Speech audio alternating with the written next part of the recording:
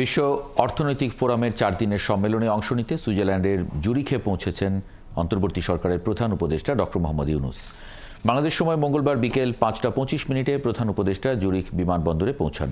সুইজারল্যান্ডে বাংলাদেশের স্থায়ী প্রতিনিধি তারিক মোহাম্মদ আরিফুল ইসলাম তাকে স্বাগত জানান। প্রধান উপদেষ্টার deputy press secretary Abul Kalam Azad Majumdar doctor ইউনূসের Switzerland পৌঁছানোর খবর নিশ্চিত করেন।